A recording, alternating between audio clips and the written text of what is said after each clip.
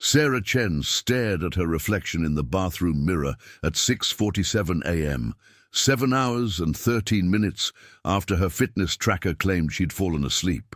The device promised she'd gotten good rest, but her puffy eyes and the familiar fog behind them told a different story. At 34, she looked older than her Korean mother had at the same age, a woman who'd raised 3 children while working full-time and somehow never seemed to carry this bone-deep exhaustion. The irony wasn't lost on her. Sarah had tried everything the wellness industry promised: intermittent fasting, keto, CrossFit, sleep optimization apps, blue light glasses, magnesium supplements. Her bathroom cabinet resembled a pharmacy, her kitchen counter a supplement store. Yet here she stood, heavier than she'd been in college, running on caffeine and willpower that seemed to evaporate by lunch. Her phone buzzed with a text from her co-worker Jenny. "Coffee run? I'm dying over here." Sarah almost laughed. Jenny, her desk neighbor at the marketing firm, survived on 4 hours of sleep and considered energy drinks a food group. They'd bonded over their shared membership in what they jokingly called the Zombie Club, young professionals who looked successful from the outside but felt like they were slowly dissolving from within. But yesterday had been different. During the monthly team presentation, Sarah had watched their newest hire, Mrs. Kim, a 62-year-old Korean woman who'd moved to Seattle to be closer to her daughter. While everyone else yawned through the afternoon meeting, Mrs. Kim sat with quiet alertness, her posture straight, her energy steady. When the meeting ended at 6 p.m., Sarah had grabbed 3 more coffees. Mrs. Kim had simply gathered her things and mentioned she needed to get home to prepare dinner. "I don't understand how you do it," Sarah had said, catching Mrs. Kim at the elevator. "You seem so calm, energized." Mrs. Kim had smiled, a gentle expression that held no judgment.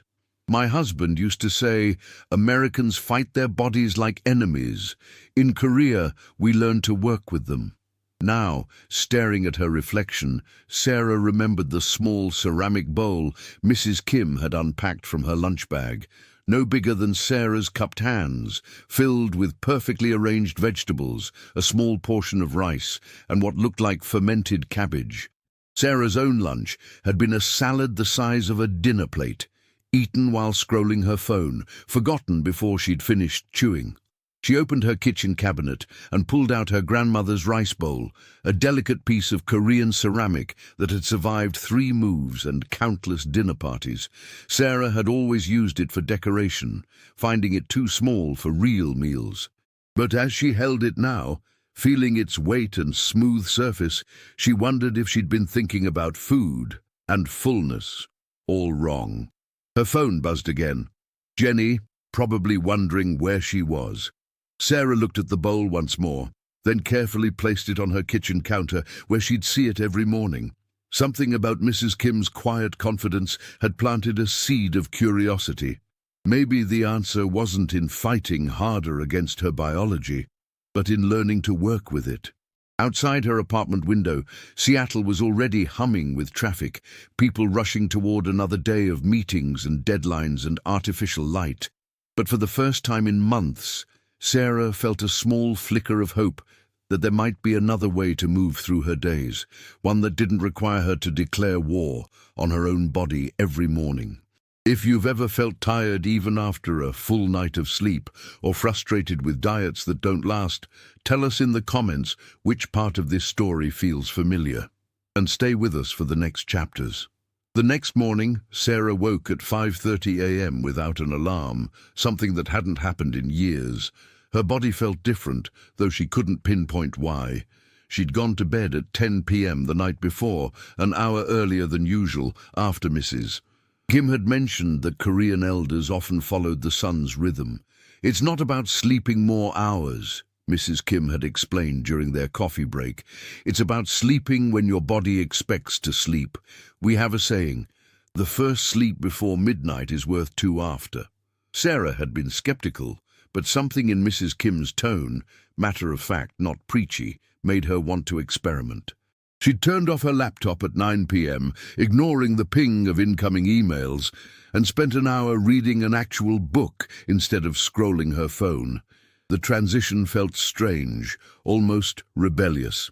Now, padding to her kitchen in the pre-dawn quiet, she reached for her grandmother's bowl without thinking. She'd used it for dinner the night before, portioning out leftover stir-fry that had seemed impossibly small at first, but had left her surprisingly satisfied. The bowl seemed to slow her down, forcing her to chew more deliberately, to taste what she was eating, instead of inhaling it while standing at the counter. Her phone showed 17 unread messages in their workgroup chat, Jenny and their co-worker Marcus commiserating about another late night, sharing memes about surviving on coffee fumes. Sarah felt a strange distance from their familiar complaints. 6 months ago, she would have added her own dramatic emoji about Monday morning exhaustion. But this Monday, she felt present, alert without caffeine, hungry without desperation.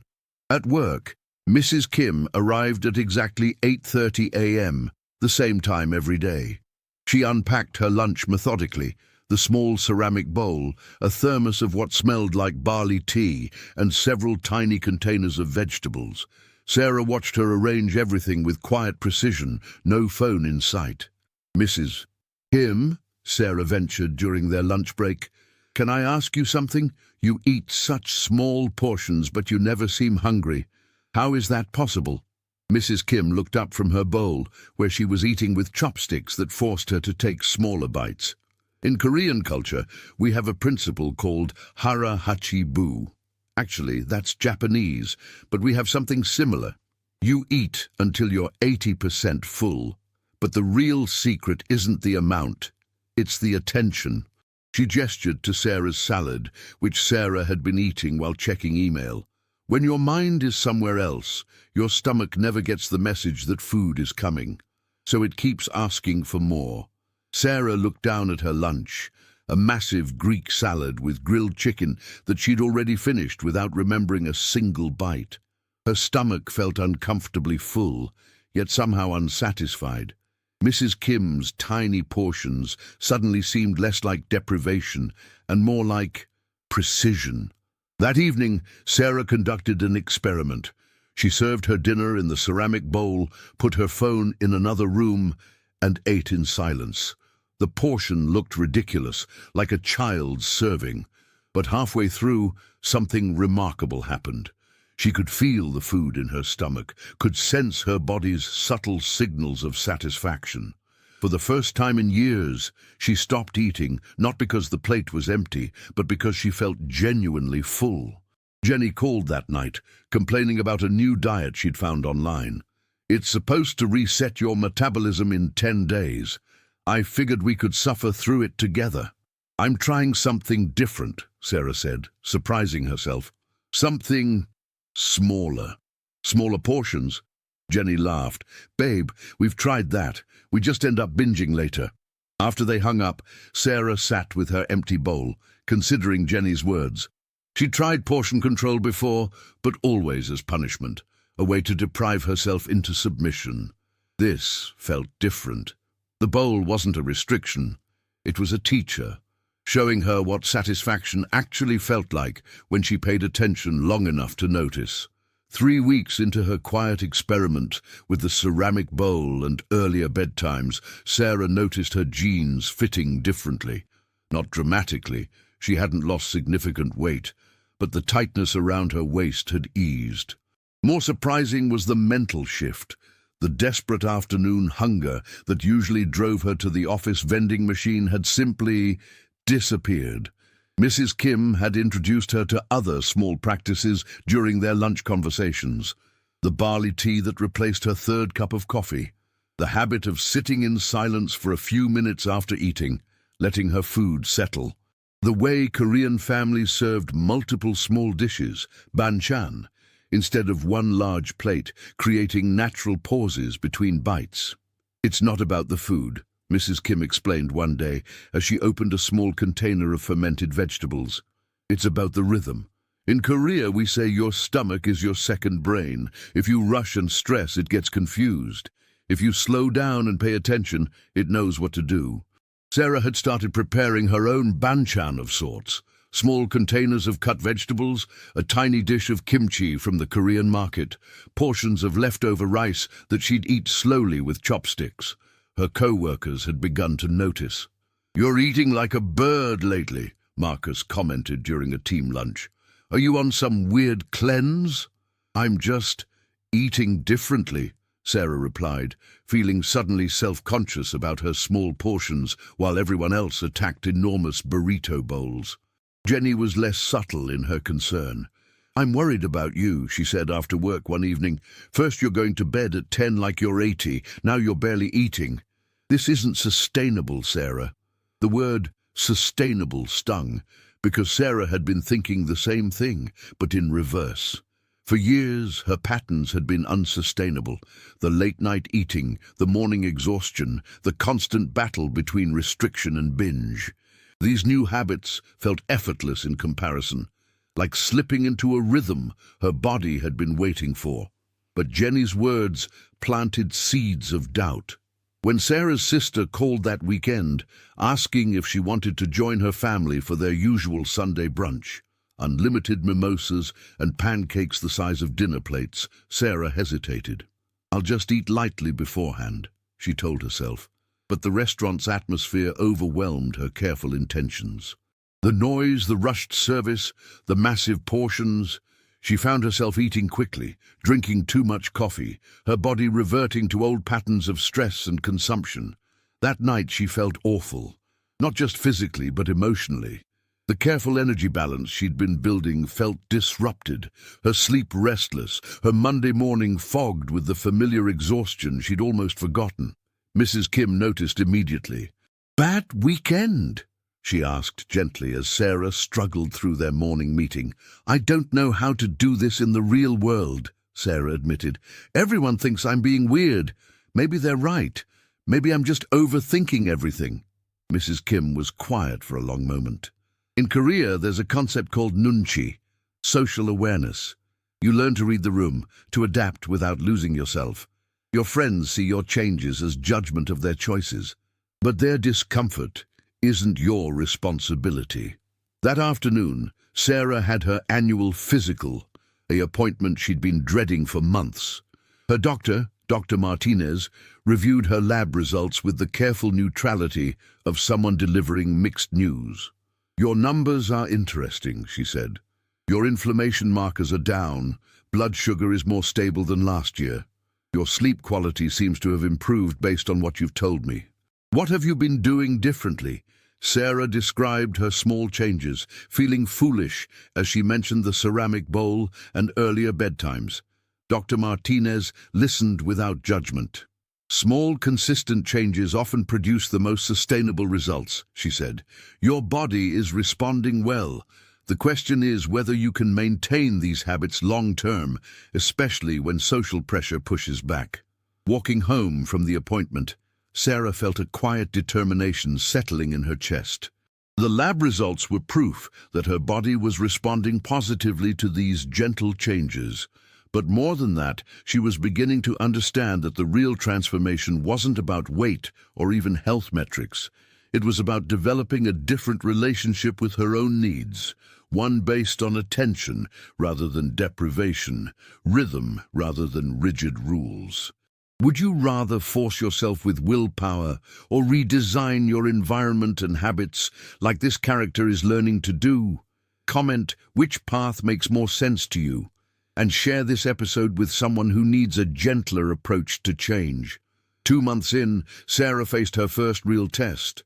Her company landed a major client, meaning 3 weeks of 14-hour days, catered meals, and a return to the chaotic schedule that had once defined her life.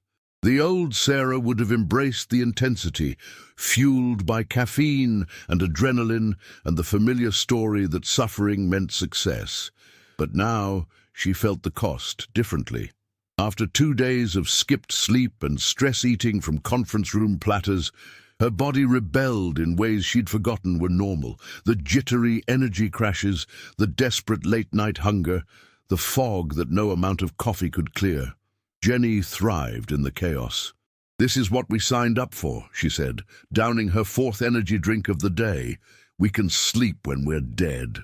Mrs. Kim, despite working the same brutal hours, maintained small pockets of calm. She brought her ceramic bowl and chopsticks to evening meetings, eating slowly even when everyone else grabbed pizza slices between calls. She sipped barley tea while others pounded coffee. During a brief break, she stood by the window performing what looked like breathing exercises. "How are you not falling apart?" Sarah asked during one of their few quiet moments. "I am falling apart," Mrs. Kim smiled, "but slowly, carefully. I know I can't control the schedule right now, but I can control how I respond to it. Small choices still matter, even in chaos." That night, Sarah made a decision that felt radical. She went home at 11 p.m. instead of staying until 2 a.m. like the rest of the team. She heated leftover soup in her grandmother's bowl, ate it without her phone, and was in bed by midnight. She expected guilt or anxiety about falling behind. Instead, she felt relief so profound it brought tears to her eyes. The next morning, while her co-workers stumbled in looking haggard, Sarah arrived clear-headed. She worked more efficiently, made fewer mistakes, and found she could think strategically instead of just reacting. When Marcus commented on her early departure the night before, she simply said, "I'm more useful when I'm rested." The ceramic bowl became her anchor during those chaotic weeks. Even when she had to eat catered sandwiches, she'd portion them onto the bowl, creating a moment of intention in the madness. Even when she couldn't control her sleep schedule completely, she protected the hour before bed from screens and work calls. Mrs. Kim noticed. "You're learning nunchi with yourself," she observed. "Reading your own signals instead of just following the crowd." The breakthrough came during the final client presentation. While her teammates relied on caffeine and nervous energy, Sarah felt genuinely alert. Her body was tired, the long hours had taken their toll, but it was a clean fatigue, not the toxic exhaustion she remembered from previous crunch periods. After they won the account and the celebration drinks began flowing, Sarah made another choice that would have been impossible before. She stayed for one drink, congratulated her team, then went home to her quiet apartment and her small bowl of leftover rice with vegetables. Jenny cornered her before she left. "I don't get it," she said, and Sarah could hear genuine confusion beneath the judgment. "You're acting like you're different now, like you're too good for this life we've built." "I'm not too good for it," Sarah replied carefully. "I'm just learning I don't have to be destroyed by it." The conversation haunted her as she ate her simple dinner in silence. Was she becoming someone her friends couldn't relate to? Was the price of feeling good in her body worth the growing distance from people who only knew how to connect through shared suffering? She called her mother that night, something she rarely did on weekdays. Her mother had known Mrs. Kim's generation of Korean women, immigrants who'd worked brutal hours but somehow maintained their health and dignity through small daily practices. "Your grandmother used to say that the bowl teaches you about enough," her mother said when Sarah described her changes. "Not just with food, but with everything. Americans think more is always better. Koreans learned that precision is better than volume." After they hung up, Sarah sat with the empty bowl in her hands, understanding something new. The real transformation wasn't about becoming someone different. It was about becoming more herself, the person who could work hard without self-destruction, who could participate in a demanding world without being consumed by it. The bowl had taught her about enough food, enough stimulation, enough sacrifice of her own well-being for external approval. For the first time in years, enough felt like abundance rather than deprivation. 6 months after that first conversation with Mrs. Kim, Sarah sat in Dr. Martinez's office listening to lab results that seemed to describe someone else's body. Her inflammation markers had dropped to normal ranges. Her blood pressure, which had been creeping toward concerning territory, was now optimal. Her resting heart rate suggested a nervous system that had finally learned to relax. "I have to ask," Dr. Martinez said, reviewing the charts.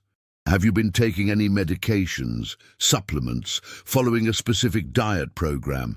Sarah almost laughed. I eat from a smaller bowl. I go to bed earlier. I chew my food more slowly. Dr. Martinez looked genuinely puzzled.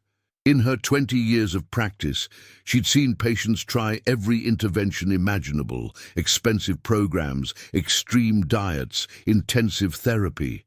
But rarely had she witnessed such consistent improvement from such simple changes. Can you help me understand why these particular changes worked when others didn't? She asked. Sarah considered the question. She'd been asking herself the same thing, trying to understand why this felt so different from every other attempt at getting healthy. I think I was always trying to force my body to do what I wanted, she said slowly. These habits, they're more like listening to what my body was already trying to tell me. That afternoon, Mrs. Kim invited Sarah for tea at her apartment. The first time Sarah had seen how her mentor actually lived. The space was small but felt expansive, with minimal furniture, plants by the windows, and a kitchen that was functional rather than flashy. Everything had its place, nothing was excess. They sat on floor cushions around a low table, drinking barley tea from ceramic cups similar to Sarah's bowl. Mrs. Kim moved with the same deliberate calm she showed at work, but here Sarah could see how this wasn't performance. It was simply how she existed in the world. In Korea, we have a word, jong, Mrs. Kim explained. It means affection, but deeper. It's about developing a loving relationship with your daily life, your routines, your body. Americans seem to hate their bodies until they're forced to fix them. We try to love them enough to care for them properly. Sarah felt something click into place. A recognition so deep it was almost painful. She realized she'd been at war with herself for so long that peace felt foreign. The ceramic bowl, the early bedtimes, the slow eating, these weren't just health habits. They were acts of kindness toward a body she'd been treating as an enemy. I think I understand now, she said. I wasn't trying to get healthy. I was trying to punish myself into being different. Mrs. Kim nodded. Punishment creates resistance. Care creates cooperation. Your body was never the problem. It was trying to survive the environment you created for it. That evening, Sarah looked around her apartment with new eyes. The bright overhead lights that kept her wired until late. The large dinner plates that encouraged oversized portions. The cluttered counters that made cooking feel overwhelming. The bedroom that doubled as an office, making it impossible for her brain to associate the space with rest. Over the next month, she made small environmental changes. Dimmer lights in the evening, smaller dishes as her default. A dedicated workspace that wasn't her bed. Each change felt like removing a small obstacle her body had been navigating without her conscious awareness. Jenny noticed the apartment changes during a visit and couldn't hide her irritation. You're becoming so zen. It's like you're judging everyone who doesn't live like a monk. The accusation stung because Sarah could feel the growing distance between them. Her old friends related to her through shared complaints about work, about their bodies, about never having enough time or energy. Now that Sarah had found ways to address those problems, the foundation of their connection felt shaky. But that night, as she prepared her simple dinner in the ceramic bowl, Sarah realized something profound. She'd built a life she no longer needed to escape from. The late-night eating hadn't been about hunger. It had been about soothing a nervous system overwhelmed by poor sleep, artificial light, and constant stimulation. The weekend binges hadn't been about food.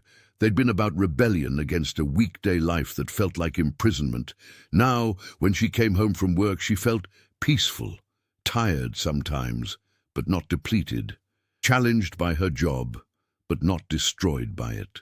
The ceramic bowl had become a symbol of something larger, the possibility of living in harmony with her own biology rather than in constant conflict with it. The real secret wasn't about Korean culture or special foods or ancient wisdom. It was about creating conditions where her body's natural intelligence could function properly. When she slept enough, She didn't crave sugar. When she ate slowly, she felt satisfied with less. When she reduced stress, her metabolism found its natural rhythm. For the first time in years, Sarah understood what it felt like to be genuinely healthy, not performing health, not fighting for health, but simply living in a body that felt like home. 1 year later, Sarah stood in her kitchen preparing lunch for a new co-worker who'd asked about her secret. The ceramic bowl sat on the counter beside 2 others she'd found at a Korean pottery studio, each one slightly different but serving the same purpose, creating a moment of intention before each meal. The woman, Lisa, arrived looking exactly as Sarah had a year before, exhausted despite adequate sleep, carrying extra weight despite constant dieting, frustrated with a body that seemed to work against her efforts. "I've tried everything," Lisa said, echoing Sarah's old complaints. "Keto, paleo, intermittent fasting, personal trainers. I lose weight for a few months, then gain it all back. I don't understand what I'm doing wrong." Sarah served their simple lunch, rice, vegetables and soup in small portions that looked almost decorative. Lisa eyed the servings with skepticism. "This is beautiful, but I'll be hungry in an hour." "Let's see," Sarah said gently, remembering Mrs. Kim's patience with her own resistance. They ate slowly, Sarah guiding the conversation away from work stress and toward more pleasant topics. Halfway through the meal, Lisa paused, a look of surprise crossing her face. "I actually feel satisfied," she said, "but I've barely eaten anything." "You've been paying attention while you eat," Sarah explained. "Most of us consume food while our minds are somewhere else, so our bodies never register that we're being fed." After Lisa left, Sarah called Mrs. Kim, who had retired but remained a cherished mentor. They met monthly for tea, their friendship having grown beyond workplace interactions. "She reminds me of someone," Sarah said, describing Lisa's visit. Mrs. Kim laughed. "We all start as the same person, tired, fighting with our bodies, looking for the magic solution outside ourselves. The ceramic bowl doesn't change your metabolism. It changes your relationship with your own hunger." That evening, Sarah video called her sister, who lived across the country with her family. Her sister's kitchen was chaos: fast food containers, energy drink cans, the familiar markers of a life moving too quickly to pause for intentional nourishment. "You look different," her sister said, studying Sarah's face through the screen. "Calmer. Are you seeing someone new?" Sarah smiled. "In a way, I'm seeing myself differently." She tried to share her discoveries with family and old friends, but found that lasting change couldn't be transferred, only modeled. Jenny still lived on caffeine and complained about exhaustion, but recently she'd asked about Sarah's sleep routine. Marcus had started bringing smaller lunches to work without comment. Her mother had begun using their grandmother's rice bowl for her own meals. Dr. Martinez had been fascinated by Sarah's sustained improvements and had started asking other patients about their eating environments and sleep habits. Small changes were rippling outward in ways Sarah never could have planned. As she prepared her own dinner, Sarah reflected on the unexpected aspects of her transformation. She'd lost weight, but that had been a side effect rather than the goal. More importantly, she'd gained something she hadn't even known she'd lost: a sense of ease in her own body. The old desperation was gone, the feeling that she was always behind, always failing, always needing to try harder. The ceramic bowl had taught her about sufficiency, but the deeper lesson was about trust. She could trust her body's signals when she created conditions for them to be heard. She could trust her appetite when she wasn't eating to escape stress or boredom. Her phone buzzed with a text from Jenny. "Dinner tomorrow? That new place with the huge portions?" Sarah typed back, "How about we cook together at my place instead?" She wasn't avoiding restaurant meals, but she'd learned to distinguish between social eating and recreational overeating. 2 years ago, that suggestion would have prompted eye rolls and complaints about Sarah becoming no fun. Now, Jenny simply replied, "Sounds nice. Should I bring wine?" The ceramic bowl sat in the dish rack, clean and ready for tomorrow's meals. Such a small thing to anchor such a profound shift. Sarah had learned that sustainable change rarely came from dramatic gestures or extreme measures. It came from small, repeated actions that gradually trained her nervous system toward calm rather than chaos. She thought about Lisa, probably at home right now, questioning whether such simple changes could possibly address years of struggle. Sarah understood the skepticism. There was nothing glamorous about eating from smaller dishes or going to bed an hour earlier. But glamour had never created lasting change in her life, only the quiet accumulation of moments when she chose to care for herself rather than override her body's wisdom. As she turned off the kitchen light and headed toward her bedroom, phone charging in another room, blackout curtains drawn, space dedicated solely to rest, Sarah felt the deep satisfaction of a life lived in harmony with, rather than in opposition to her own biology.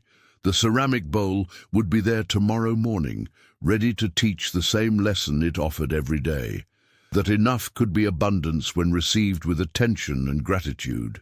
If this story reminded you that real transformation comes from small habits repeated over time, not from overnight fixes, subscribe to the channel, tell us which country you watch from, and invite someone to start this journey with you in the next story.